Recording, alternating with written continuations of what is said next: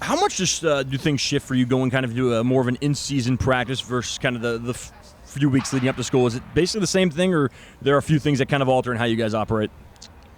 Well, I would say tonight, fall camp just ended. We'll have kind of a run-through tomorrow of what a game day looks like, the organization of that, the timing of that on a game day, and then go through what is a mock day with subbing. And so we'll start our prep moving on Friday and start to get more into a true game week. But it's been a good fall camp.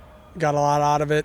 Guys had good energy throughout the camp, and now we got to make sure that our bodies are right and our focus is there for the upcoming opponent. If I asked you for 2-3 fall camp standouts, who comes to mind right away? Ooh.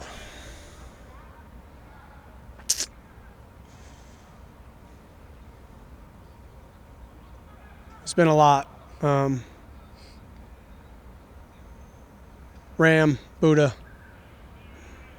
I think Anthony Planos had a great camp. Some of the young DBs, freshman DBs, where they're at right now and where they can still grow.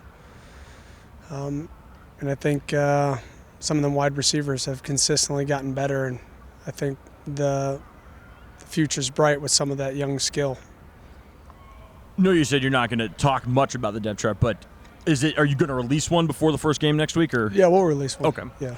And then just kind of want to ask about, one of the things we noticed throughout the open practices was just how much there was trash talking. It was kind of part of the fire we've talked about. But, when you hear the trash talking, you hear the offensive defense go back and forth, is that something you try and encourage, kind of discourage, find a balance? Like, what's kind of your stance on that and, some of the guys who seem to specialize in it?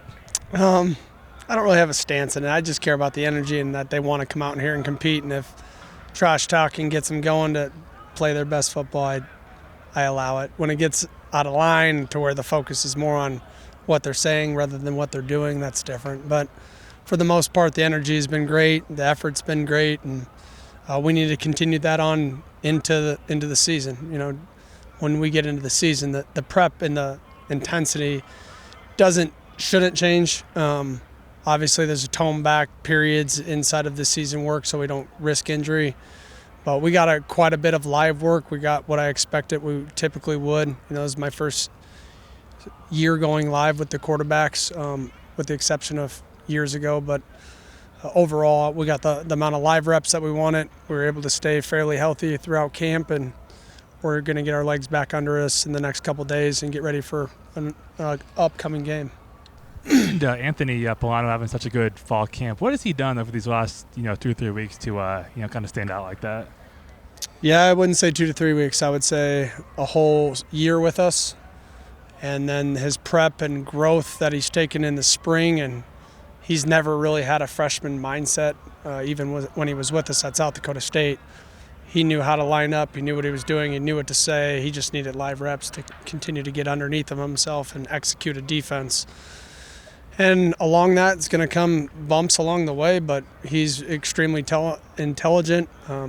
In my time of coaching the linebackers, we've had a strong run of an all-American middle linebacker. I know it's kind of harder at this level just with the caliber of players in which they're going to go, but we've had some special ones, and he's special because he knows what he's doing and he can play fast because he can process quickly.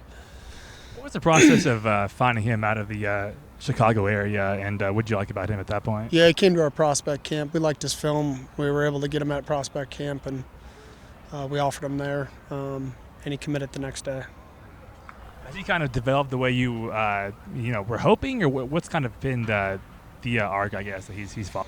Well, he's a redshirt freshman. He's going to start at middle linebacker for us, so I'm pretty happy with where he's at and what he can do for us. And like I said, he's a really sharp kid. He very rarely makes the same mistake twice. Instinctual, can play fast and communicate quickly, and the game of college football is evolving. Offense is getting more and more complicated, and he's able to keep up with it. So I'm pleased with where he's at, but now he's got to produce and put it on the field. Things can change day to day, week to week, but when you kind of look at the team right now, how many kind of guys do you think from the freshman class that just came in are going to play more than that 4 games and really have a major role in the team? Probably 5. Yeah, 5. Carter Paps has had an unbelievable fall camp. He's stood out in so many ways, not just catching the ball, but blocking, special teams. Trillian Sorrell, Demarius Russell, Sullivan Schlimgen, and I know I'm losing one here. Yeah, I'm forgetting the other one. If you had said it, I would know it, but I said Demarius. Yeah. No, Cotton actually is. He's going to recover from a shoulder deal, and KP. Sometimes I don't think of Kyle as a freshman just because he was with us in the spring, but Kyle's ready to play.